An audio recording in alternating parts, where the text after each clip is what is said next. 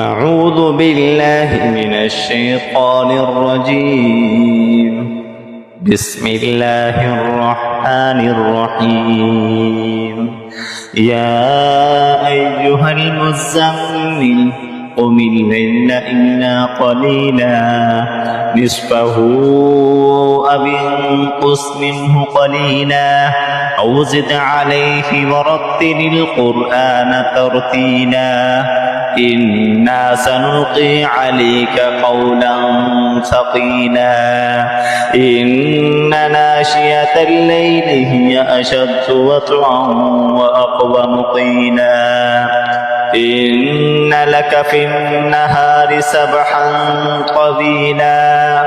واذكر اسم ربك وتبتل إليه تبتيلا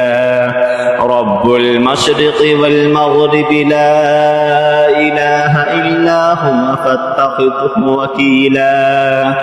واصبر على ما يقولون واهجرهم هجرا جميلا وذرني والمكذبين أولي النعمة ومهلهم قليلا إن لدينا أنكالا وجحيما وطعاما ذا غصة وعذابا أليما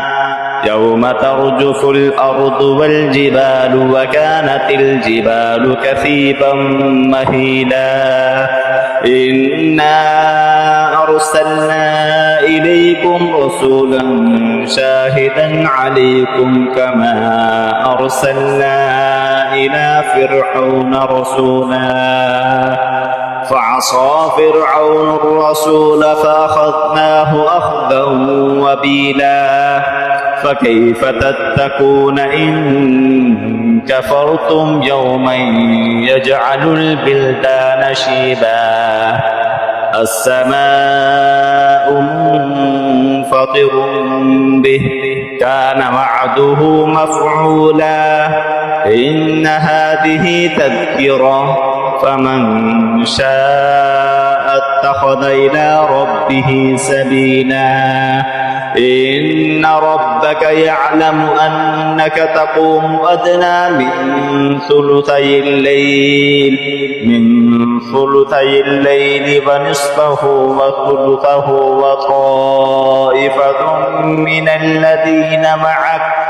والله يقدر الليل والنهار علم أن لن تحصوه فتاب عليكم فاقرؤوا ما تيسر من القرآن علم أن سيكون منكم مرضى وآخرون يضربون في الأرض يبتغون من فضل الله وآخرون يقاتلون في سبيل الله فاقرؤوا ما تيسر منه وأقيموا الصلاة وآتوا الزكاة وأقرضوا الله قرضا حسنا وما تقدموا لأنفسكم من خير تجدوه عند الله هو خيرا وأعظم أجرا واستغفروا الله إن الله غفور رحيم.